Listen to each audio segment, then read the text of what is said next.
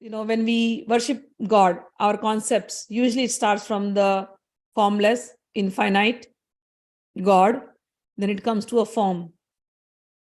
And in that form, there's a natural tendency to see God as the Almighty, some supreme being. And based on our inclination, we may worship him as the Father or as the Divine Mother.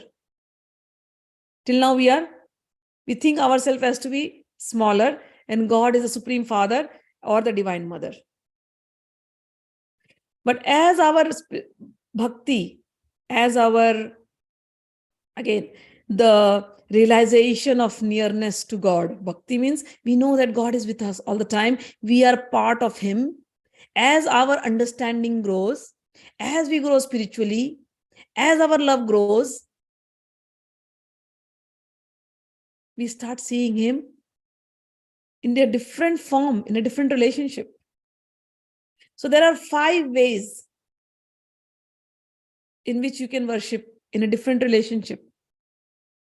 And what are those 5? One may be a devotee in a passive state. Passive state is the first state where God is there, omnipresent, he's there, but he's somewhere. I know he loves me, I love him, but he is there, I'm there. That's it. Not too much of this thing. We know him, but not emotionally, not a very deeper connection like we have with our friends or our family. God is there. Okay. The next one is, one may be a devotee in a very active state. Now, this active state is also called as a servitor mode, that you are like Hanuman. You know that God created you and you always want to serve God. You want to serve Krishna. So that is in the servant state. So here, in the first one, God is there, you are there, no relation. We know it, but that's it. Then you advance and you see God as your master and you are serving him all the time. Then you advance more. There's another third state where God now says, I am like you, I am your best friend. So when somebody is your friend, they become equal to you, is it not?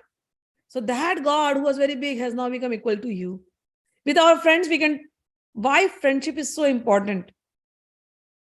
Because our friends are our confidants. We can discuss our innermost secrets. Sometimes we cannot even discuss with our parents, but we can discuss with our friends. Sometimes we do some things which we don't want anybody else to know. But our friend, if they are real friends, they'll support us. They know our secrets. They'll support us. They'll play that game with us of secrecy. So here Krishna is like that. Your innermost secret, whether you tell or not, it is known to him. And he wants to tell you, I know it. I am your confidant. I'm everything to you. So at this, when we think of him as a friend, he has become just like us. Another state now, another higher stage of love is Krishna says, I just want to become small. I just want to become a baby. I'm done. I don't want to enjoy friendship also. I just want to be a baby and my devotee becomes like a parent. Now, like a Yashoda Maiya, like Nanda Baba. Now the devotee thinks that if I don't feed Krishna, my poor baby will be hungry. If I don't bathe him and clean him, my poor baby, who will clean him? Then I have to do that. I have to change my Krishna's dress. I have to put him to sleep. I cannot, my Krishna can't do anything if I, as a parent, don't do it for him. Now here, Krishna enjoys this attention. He's like, this is most favorite to me because I don't have to listen to anybody else's prayers and demands. Every time people come to me asking for, God, give me this, God, give me that, God, give me this. I'm tired of all that. I just want to be with my mama, papa. My mama, papa are giving me everything and taking care of me. I love these devotees of mine who become my parents. So this is loving God in parental affection. So the devotee has now become parent and God has now become a baby. Krishna, as a baby, one time he was playing with his brother Balram. There is a place called Raman Reti in Vrindavan. In Vrindavan, when you go to Raman Reti, there is all sand everywhere. And the ritual that you do there is you go and you roll in the sand.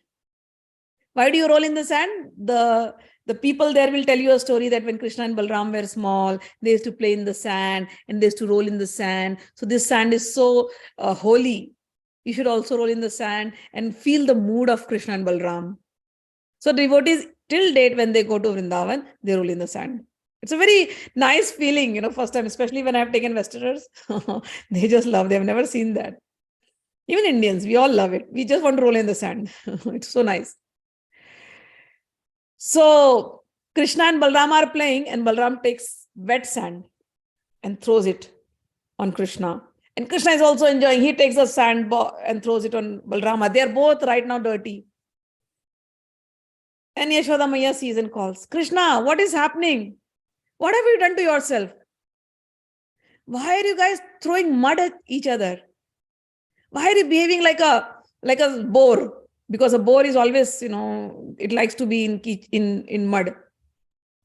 So Yashoda says, why are you behaving like a boar? Krishna smiles. He's a baby Krishna. He smiles. Yeah, mom, you know. Do you know? I like to be boar. I was a boar in one of my lives. And mother says, keep quiet. Come, let me clean you up.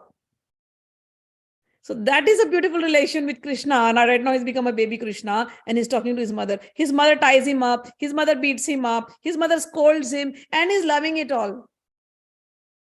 That God whom we all pray, oh my God, great God, he will get angry on us if we behave wrong. That God who is judging everybody, we think, oh, he's judging all the time.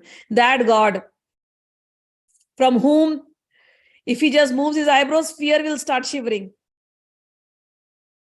That God, he's become a baby. And mother is holding a stick and chastising him, giving him punishment and shouting at him and yelling at him. And he's shivering, looking at his mother. He's enjoying all these beautiful pastimes. There are many devotees, even till date. You find them in India. They consider Krishna as their own baby. Here, the love has taken a different angle altogether. It goes to a different height. We are not asking anything from God. Krishna is our baby. We are providing him protection. We don't even ask them protection. We provide him protection. We provide him food. We provide him shelter. We want to. And Krishna is liking that. And the last is one may be a devotee as a conjugal lover. Like the gopis of Vrindavan was, where you love Krishna. Like a wife loves her husband. Like a girlfriend loves her boyfriend. You love like that. In this kind of love, all the above four mellows that I described comes together. A wife when she loves her husband, or a girlfriend when she loves her boyfriend. In this kind of love, the first one, which is Shant Rasa, in passive state, I love him, he loves me, whether he's in front of me, whether he's not in front of me. His presence is always with me. The conjugal lover, in the mood of conjugal lover, the wife or the girlfriend will sometimes serve the person he or she loves. So they are experiencing the servitor mood also, servitor mood. They are like a servant, dasya bhava. And sometimes they'll behave like a parent also. The boyfriend can, it happens. The husband will consider his wife like his, they chastise, they give the motherly treatment. So you experience that also. And of course, conjugal lovers are best friends. Those things that you won't even share with your other friends, the best friends, so-called past best friends, you share everything. And you go to the extent of sharing even your bodies. So that is why this kind of love, is the highest love, where you have completely surrendered bodily, physically, mentally, and your souls are united. So in conjugal love, we are experiencing everything of all the four above things.